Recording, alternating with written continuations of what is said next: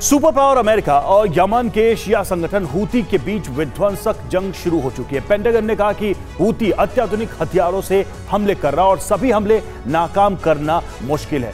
20 फरवरी को एक बार फिर लाल सागर में हूती ने मिसाइल की बारिश की।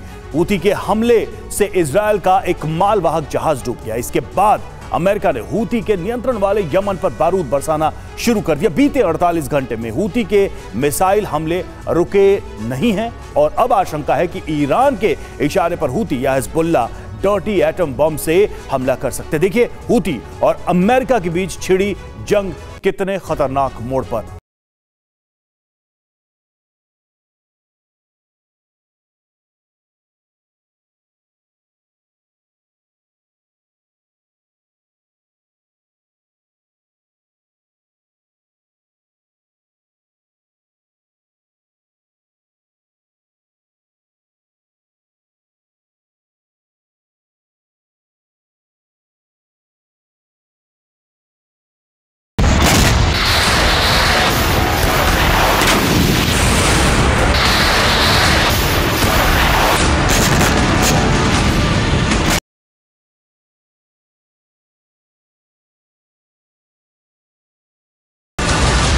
धरती का सबसे विध्वंसक रण क्षेत्र बन चुका है लाल सागर।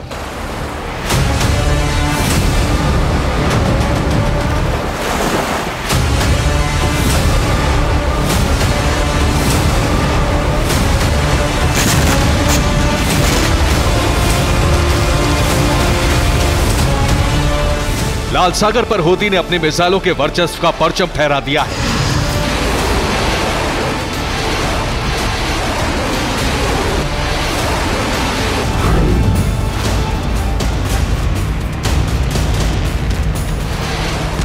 अमेरिका की नेवल टास्क फोर्स संपूर्ण शक्ति प्रयोग के बाद भी हूती के हमलों को रोक नहीं पा रही है।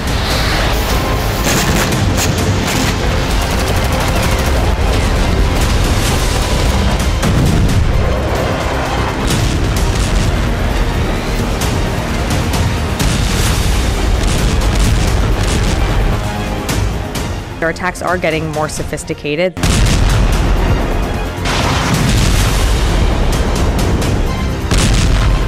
हूती ने ऐलान कर दिया है कि लाल सागर से गुजरने वाला अमेरिकी खेमे का हर जहाज उसका टारगेट है और हूती की मिसाइल फोर्सेस हर टारगेट पर सटीक हमले करने में कामयाब भी हो रही है।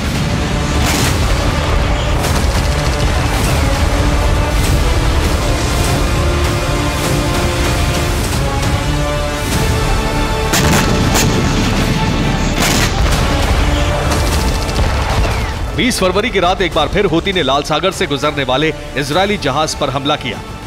MSC सिल्वर नाम का मालवाहक जहाज जैसे ही अदन की खाड़ी में पहुंचा, यमन के हूती नियंत्रित शहर हुदैदाह से एंटीशिप मिसाइल हमला किया गया। इस हमले से MSC सिल्वर मालवाहक जहाज को बड़ा नुकसान हुआ है।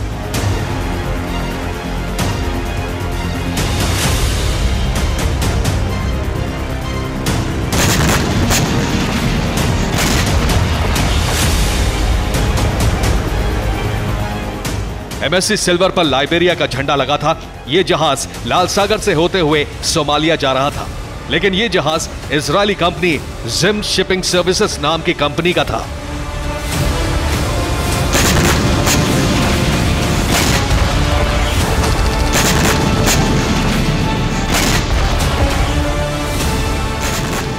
हूती ने ईरान से मिली मिसाइलों से 20 फरवरी को लाल सागर में एक नहीं बल्कि 2 जहाजों पर हमले किए हैं।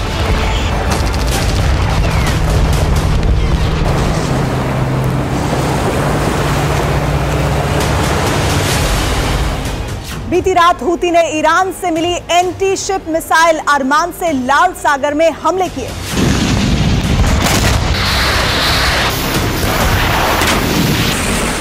हूती के दूसरे हमले का टारगेट अमेरिका का एक मालवाहक जहाज बना।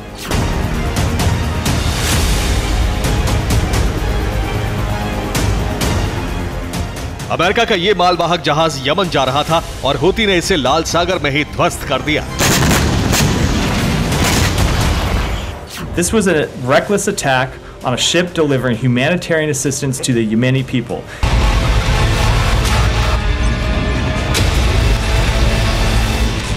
लाल सागर में हूती के हमले रोज बढ़ते जा रहे। और बीते 48 घंटे में हूती की मिसाइलों ने अमेरिकी इजरायली खेमे में विध्वंस मचा दिया है।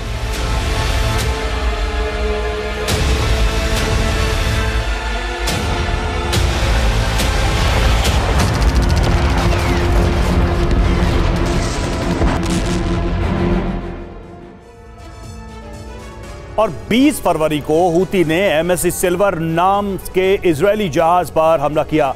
हूती ने मिसाइलों से इसको टारगेट बनाया। इसके साथ साथ यूएस के एक मालवाहक जहाज पर मिसाइल से हमला किया गया। यह जहाज अनाज लेकर यमन जा रहा था। इससे पहले 19 फरवरी को हूती ने एक ब्रिटिश कार्गो शिप पर हमला किया। अदन की खाड़ी से गुजरते हुए जहाज पर सी ड्रोन से हमला किया गया। इसी दिन हूती ने ब्रिटिश कार्गो शिप रूबी मार पर भी सी ड्रोन से हमला किया। अमोनिया लदे जहाज में विस्फोट हुआ और वो डूब गया। इसके साथ ही हूती ने अमेरिका के एक मालवाहक जहाज पर भी सी ड्रोन से हमला किया। जहाज को बड़ा नुकसान पहुंचाया। छठा हमला भी हूती ने यूएस के मालवाहक जहाज पर किया। इसे भी सी ड्रोन से निशाना बनाया गया। ब्रिटेन और अमेरिका के बाद डेनमार्क के मालवाहक जहाज पर भी अदन की खाड़ी से गुजरते हुए सी ड्रोन से हमला किया गया। इस तरह 48 घंटे में हूती 7 जहाजों पर हमला कर चुका है।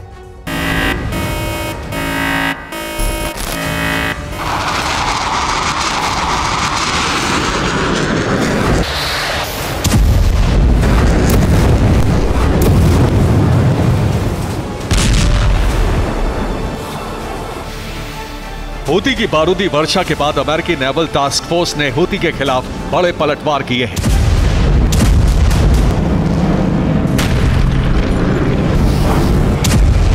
अमेरिकी सेंट्रल कमांड के मुताबिक 20 फरवरी को ही हूती पर 32 स्ट्राइक की गई।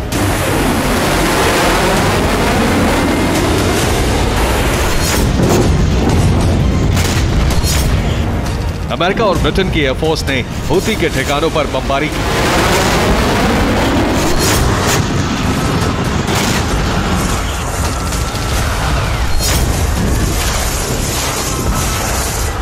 अमेरिकी वायुसेना ने अल जबानेह, हुदैदा और अल अरज इलाके पर मिसाइल हमले और फाइटर जेट से हमले किए।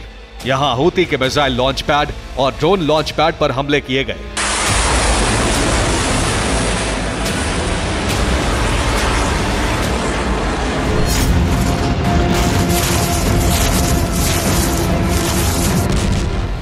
So we have been able to degrade the Houthis' capabilities. I can't say that we've been able to stop every single shipment that has been able to get to them by most likely Iran, but we have been able to considerably degrade their capabilities.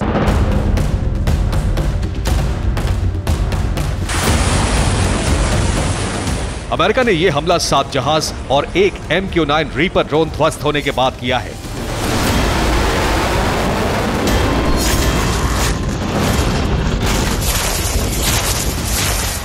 Houthi ने 19 फरवरी की रात को ही reaper drone पर missile हमला करके उसे तबाह कर दिया और उसके टुकड़ों का एक वीडियो भी जारी किया।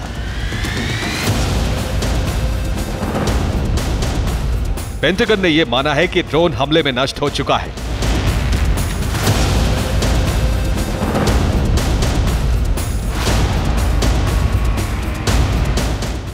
So I can confirm that on February 19th, the U.S. MQ-9 was downed or went down off the coast of Houthi-controlled areas in Yemen, in the Red Sea. Initial indications are that it was shot down by a Houthi surface-to-air missile. In terms of recovery options, I know CENTCOM is looking into that, but I don't believe it has been recovered at this time.